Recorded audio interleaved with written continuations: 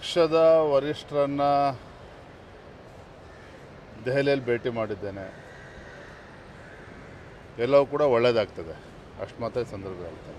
Sir, ಈಗ ರಾಮುಲು ಮತ್ತು ಇವ್ರದ್ದು ಜನಾರ್ದನ್ ರೆಡ್ಡಿ ಅವ್ರದ್ದು ಸಂಧಾನ ಯಾರು ಸೋಮಣ್ಣ ಅವ್ರ ವೈಮಾನ ಸಿಕ್ತು, ಅದನ್ನು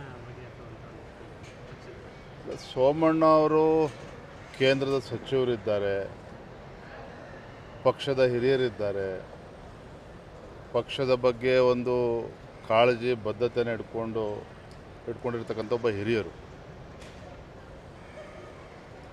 ಕಾಂಗ್ರೆಸ್ ಪಕ್ಷದಲ್ಲಿದ್ದರು, JDS ಅಲ್ಲಿದ್ದರು. ಅಂದರೆ ಒಂದು 44-45 ವರ್ಷಗಳ ಒಂದು ಸುದೀರ್ಘ ಅನುಭವ ಇದೆ. ಮತ್ತು ಎಲ್ಲಿ ಸಮಸ್ಯೆ ಇರ್ತದೋ ಅಲ್ಲಿ ಸೋಮಣ್ಣವ್ರು ಇರ್ತಾರೆ. ಅಂದರೆ ಸಮಸ್ಯೆನ ಬಗೆಹರಿಸ್ತಕ್ಕಂಥ ಕೆಲಸವನ್ನು ಪ್ರಾಮಾಣಿಕವಾಗಿ ಮಾಡ್ತಾರೆ. ಈ ವಿಚಾರದಲ್ಲೂ ಕೂಡ ಅವರು ಮಾತನಾಡಿದರೆ ಅದು ಸ್ವಾಗತ. ಸಾಧ್ಯ ನಾನು ಕೂಡ ಜೋಡಿಸ್ಕೊಳ್ತೇನೆ.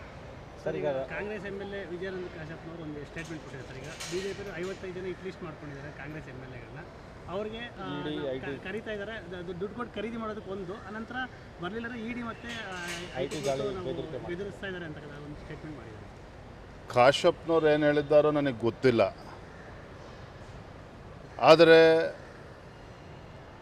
ರಾಜ್ಯದಲ್ಲಿವತ್ತು ಪರಿಸ್ಥಿತಿ ಏನಾಗ್ತಾ ಇದೆ, ನಮ್ಮ ರಾಜ್ಯದಲ್ಲಿ ಮಹಾನಗರ ಪಾಲಿಕೆಗಳಲ್ಲಿ 30,000ಕ್ಕೂ ಹೆಚ್ಚು ನೌಕರರು ಬೀದಿಗಿಳಿದು ಹೋರಾಟ ಮಾಡ್ತಾ ಇದ್ದಾರೆ. ಅವರ ಒಂದು ನ್ಯಾಯಸಮ್ಮತವಾಗಿರ್ತಕ್ಕಂಥ ಬೇಡಿಕೆಯನ್ನು ಈಡೇರಿಸ್ತಕ್ಕಂಥ ಕರ್ತವ್ಯ ರಾಜ್ಯ ಸರ್ಕಾರದ್ದು, ಮಾನ್ಯ ಮುಖ್ಯಮಂತ್ರಿಗಳದ್ದು. ಅಭಿವೃದ್ಧಿ ಇಲ್ಲದೇ ಜನ ಪರದಾಡ್ತಾ ಇದ್ದಾರೆ. ಮತ್ತೊಂದು ಕಡೆ ಕಾರ್ಮಿಕರ ಒಂದು ಬೇಡಿಕೆನ ಈಡೇರಿಸೋದಕ್ಕೆ ಸಾಧ್ಯ ಆಗದೇ ಜನಸಾಮಾನ್ಯರು ಇವತ್ತು ನಗರಗಳಲ್ಲಿ ಇವತ್ತು ಪರದಾಡ್ತಾ ಇದ್ದಾರೆ. ಹಾಗಾಗಿ ನಾನು ಮುಖ್ಯಮಂತ್ರಿಗಳಿಗೆ ಆಗ್ರಹ ಮಾಡ್ತೇನೆ, ಅವರ ಈ ಬೇಡಿಕೆಗಳನ್ನು ಪರಿಹರಿಸ್ತಕ್ಕಂಥ ನಿಟ್ಟಿನಲ್ಲಿ ಮುಖ್ಯಮಂತ್ರಿಗಳು ತತ್ಕ್ಷಣ ಗಮನಿಸಬೇಕು ಅಂತೇಳಿ ನಾನು ಈ ಸಂದರ್ಭದಲ್ಲಿ ಆಗ್ರಹ ಮಾಡ್ತಾ ಇದ್ದೇನೆ. ಒಬ್ಬ ಸಿದ್ದರಾಮಯ್ಯನವರು ಮೊನ್ನೆ ದಿನ ದೆಹಲಿಯಲ್ಲಿದ್ದರು, DK ಶಿವಕುಮಾರ್ ಅವರು ಕೂಡ ಇದ್ದರು.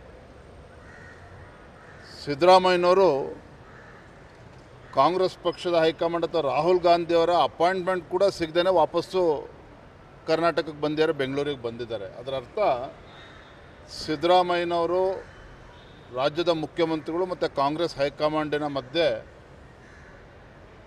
ಹಳಸಿದೆ, ಸಂಬಂಧಗಳು ಹಳಸೋಗಿದೆ. ಇವಾಗ ಒಂದು ರೀತಿ ರಾಜ್ಯ ಸರ್ಕಾರದ ಮೇಲೆ ಒಂದು ರೀತಿ ಮೋಡ ಕವಿದ ವಾತಾವರಣ ಇದೆ. ಯಾವತ್ತು ಗುಡುಗು ಸಿಡ್ಲಿಂದ ಮಳೆ ಪ್ರಾರಂಭ ಆಗ್ತದೋ ಕಾದು ನೋಡಬೇಕು. ಆದರೆ ಒಂದಂತೂ ಸತ್ಯ, ಕಾಂಗ್ರೆಸ್ ಪಕ್ಷದಲ್ಲಿ ಅಥವಾ ಸರ್ಕಾರದಲ್ಲಿ ಎಲ್ಲವೂ ಕೂಡ ಸರಿ ಇಲ್ಲ. ಮುಖ್ಯಮಂತ್ರಿಗಳು ಉಪಮುಖ್ಯಮಂತ್ರಿಗಳ ಹಗ್ಗ ಜಗ್ಗಾಟದಲ್ಲಿ ಮುಖ್ಯಮಂತ್ರಿಗಳ ಕುರ್ಚಿಗೆ ಇವತ್ತು ಏನು ಪೈಪೋಟಿ ನಡೀತಾ ಇದೆ. ಯಾರು ಮುಖ್ಯಮಂತ್ರಿ ಇವರಿಗೆ ಇರ್ತಾರೋ, ಇನ್ಯಾರೋ ಬದಲಾವಣೆ ಆಗ್ತಾರೋ, ಇದರಿಂದ ರಾಜ್ಯದ ಜನರ ಸಮಸ್ಯೆ ಅಂತೂ ಬಗೆಹರೋದಕ್ಕೆ ಸಾಧ್ಯ ಇಲ್ಲ, ರಾಜ್ಯದಲ್ಲಿ ಅಭಿವೃದ್ಧಿ ಕೂಡ ಆಗೋದಕ್ಕೆ ಸಾಧ್ಯ ಇಲ್ಲ.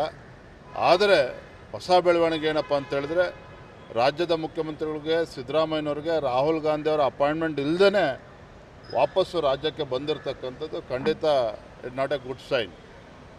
ಏನೇನು ಬೆಳವಣಿಗೆಗಳು ಆಗ್ತದೋ ಕಾದು ನೋಡೋಣ. BJP ಈ ಪ್ರಯತ್ನ ಮಾಡ್ತಿದೆಯಾ ಹೇಗೆ ಸರ್? 55 ಜನ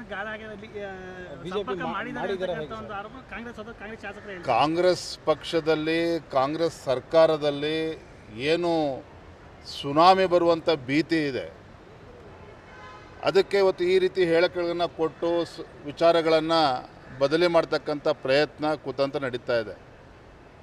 ಯಾರು ತಪ್ಪಿತಸ್ಥರಿದ್ದಾರೆ ಅವ್ರ ವಿರುದ್ಧ ಕೋರ್ಟ್ ಇದೆ, ಹೈಕೋರ್ಟ್ ಇದೆ, ಸುಪ್ರೀಂ ಕೋರ್ಟ್ ಇದೆ. ಒಂದೊಂದು ಪ್ರಜಾಪ್ರಭುತ್ವ ವ್ಯವಸ್ಥೆಯಲ್ಲಿ ಏನೇನಾಗಬೇಕು ಅದು ಆಗ್ತದೆ. ಆದರೆ ಇವತ್ತು ವಿಷಯ ಇರುವಂಥದ್ದು, ರಾಜ್ಯದಲ್ಲಿ ಇವತ್ತು ಆಡಳಿತ ಸಂಪೂರ್ಣ ಕುಸಿದು ಬಿದ್ದಿದೆ. ಮುಖ್ಯಮಂತ್ರಿಗಳು ಶಾಸಕರುಗಳ ಮಧ್ಯೆ ಪೈಪೋಟಿ ನಡೀತಾ ಇದೆ, ಯಾರು ಮುಖ್ಯಮಂತ್ರಿ ಆಗಬೇಕು ಅನ್ನೋದು. ಇದ್ರ ಮಧ್ಯೆ ರಾಜ್ಯದ ಜನರು ಇವತ್ತು ಪರದಾಡ್ತಾ ಇದ್ದಾರೆ. ಸುಬ್ಬಾರೆಡ್ಡಿ ಅವ್ರ ಮೇಲೆ